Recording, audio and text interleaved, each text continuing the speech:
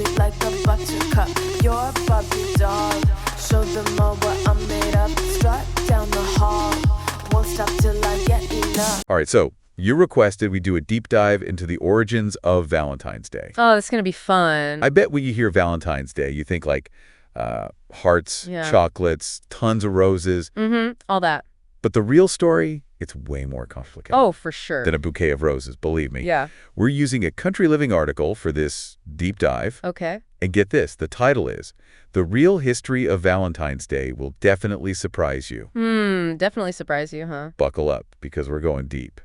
Okay, let's start with the main man himself. All right. Or I guess I should say men themselves, because there might have been two St. Valentines. Really? I didn't know that. And get this, they were both executed on February 14th by the same Roman emperor. No way. Talk about a bad Valentine's Day, right? Yeah, yikes. But the mystery doesn't end there. Some think the Catholic Church made the day a holiday, to honor these guys. Yeah, that makes sense. But here's the thing. They actually removed St. Valentine's Day from their calendar back in 1969. That is odd. Why would they do that? I know, right?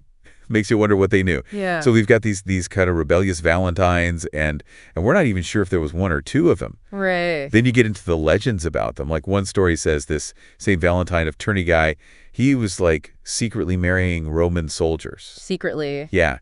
And the emperor had specifically said, no marrying soldiers. Oh, wow. He was like a rebel for love. Total power move in the name of love, right? Yeah. And then there's the legend of the first Valentine's message ever. Oh. St. Valentine, supposedly, he wrote a letter to this girl he was tutoring and fell in love with while he was imprisoned. He was in prison? Yeah, and he signed it from your Valentine.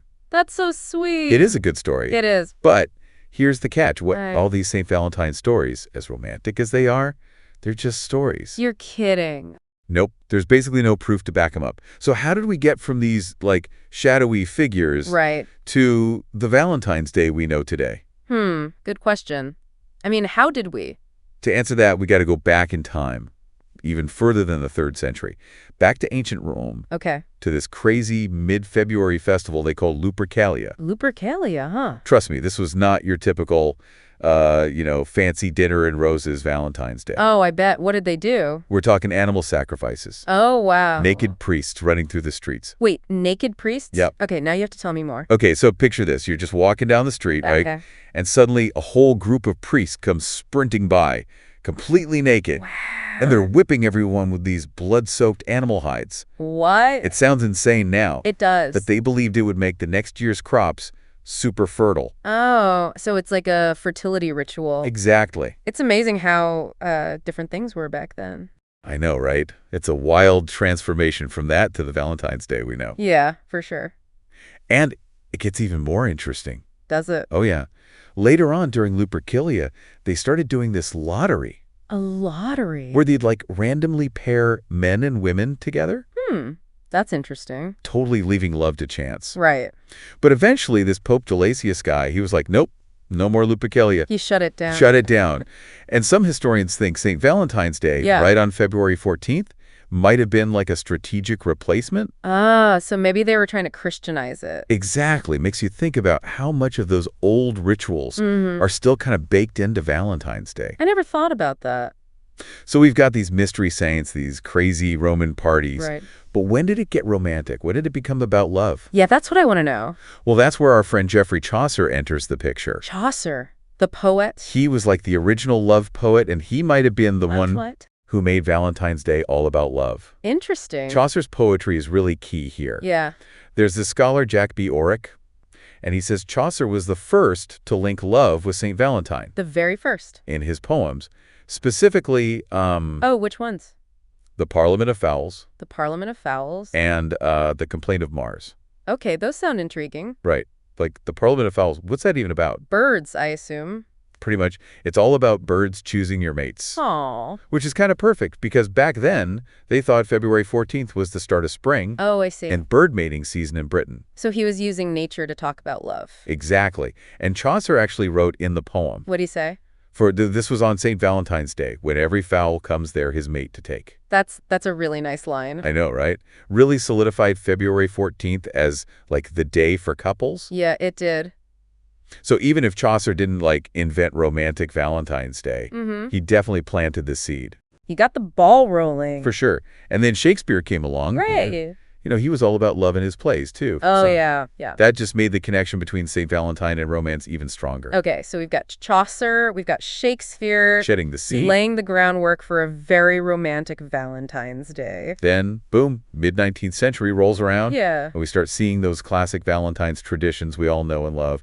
You know, like Victorian guys giving flowers to the ladies. Very romantic. And then there's Richard Cadbury. Cadbury, as in the chocolate. The one and only.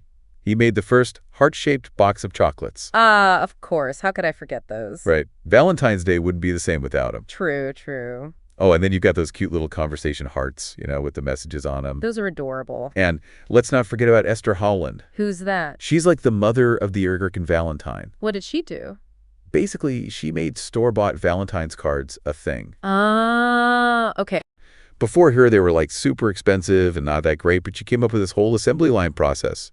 Made them beautiful and affordable. Wow, that's pretty impressive. I know. You should look up some of her designs. They're amazing. I will, yeah. Then, to top it all off, Hallmark jumps into the Valentine's card game in the early 1900s. Oh, Hallmark, yeah. And that's when things really take off. Valentine's Day is officially a commercial hit. Wow, it really is amazing how it went from, like, those Roman rituals and the mystery saints to this global lovey-dovey marketing machine. It's quite a journey. It's crazy how much this holiday has changed, you know? Yeah. We started with, like, blood and sacrifices, secret weddings, love letters, Oh, yeah. poetry, then chocolate and greeting cards. Oh, thought. All in one day. But does anyone even think about all that old stuff anymore? What do you mean? The saints or the crazy Lupercalia stuff. Oh, right. When you're, like, picking out a Valentine's Day card, you're not thinking about naked priests whipping people, are you? Definitely not. I think it just gets lost, you know? Lost in the hearts and flowers and stuff. Yeah, exactly. It's become this huge thing. More about marketing, maybe, than actual love. I think you're right. It can be a lot of pressure, you know? Yeah. Like, you have to have a boyfriend or girlfriend. Right. Spend a ton of money. And it has to be perfect. Exactly. And if you're Or still if you can't afford some fancy dinner, Yeah. it makes you feel left out. Yeah, definitely. Maybe even, like, bad about yourself. Yeah, it's not a good feeling. And all that pressure, It kind of misses the point. it totally does. It's not about love anymore. It's about, like, Keeping up with everyone else. yeah, like, you have to do all this stuff. So how do we fix that? How do we get back to the good stuff? Yeah, how do we get back to love? That's the million-dollar question. Maybe we need to, like, redefine Valentine's Day, make it our own thing. Yeah, maybe. Like, what if it wasn't just about romantic love? Oh, I like that. Like, celebrating all kinds of love. Exactly. Love for your friends, your family, your community, even love for yourself. Oh, self-love. That's so important, especially on Valentine's Day. It is. So instead of focusing on, you know, romance, Yeah. what if we use Valentine's Day to reach out to people we care about? I love that. Just, like, show them you appreciate them. Right. Like, write a nice note to a friend or, Call your grandma. yeah, or just do something nice for yourself, you know? Exactly. Take a bath, read a book. Anything that makes you feel good. Focus on the good stuff. And the connections that matter. Because that's what it's all about, right? Yeah. So maybe, just maybe, if we ignore all the commercial stuff. The pressure. Yeah. And remember what it's really about. Yeah. We can make Valentine's Day about real love again. Celebrating all the different ways we love, you know? Absolutely. Remembering that love is what connects us all. And that love can make the world a better place. It really can. So we've come to the end of our Valentine's Day deep dive. Yeah. And wow, what a trip, right? We started with those mysterious saints, ancient Roman rituals. Naked priests, blood, the whole 9 yards. Hard to believe it all led to, you know, heart-shaped chocolates and love songs. It's pretty wild when you think about it. I mean, who knew Valentine's Day had such a crazy history? Right. It really shows you how traditions can, like, change over time. Yeah, they definitely evolve. They pick up new stuff, new meanings along the way. It's like Valentine's Day is I don't know, like a tapestry or something. I like that, a tapestry. Woven from, like... From history, religion, poetry. Even a little bit of good old-fashioned marketing. Of course, can't forget that. And it's still changing today, too, right? Oh, totally. Like, our whole idea of what Valentine's Day is shifting. Yeah. It's not just about romantic love anymore, you know? It's more than that now. Exactly. We're like rediscovering what it means to us. Yeah, peeling back the layers. Getting to the heart of it. Exactly. And with that comes this sense of, I don't know, Freedom. Like, we could celebrate it however we want. Oh, yeah, totally. We get to decide. Doesn't have to be about, like, the big fancy stuff. Nope, not at all. It can be about those little things, you know? The little acts of kindness. Yeah. Those moments that make you feel connected to people. The stuff that really matters. Exactly. So as we head into Valentine's Day this year, let's remember everything we've learned. About love, about history. About naked priests running around. Hey, gotta remember those guys. But seriously, let's celebrate all kinds of love. Romantic love, family love, friendship. Don't forget self-love. That's the most important one. And let's remember to appreciate all the people who make our lives better, brighter. Exactly. Maybe by thinking about it this way. We can make Valentine's Day something that feels real again. Something that's meaningful for everyone. That's it for our Valentine's Day deep dive. Hope you enjoyed it. We sure did. Thanks for joining us, and we'll see you next time. For another deep dive into, well, who knows what. Until then, keep exploring, keep questioning, and keep celebrating all the connections that make life so amazing. Sound the alarm. I'm coming up. We'll have a ball. I'm sweet like a buttercup. You're a Barbie doll. Show them all what I'm made of. Strut down the hall. Won't stop till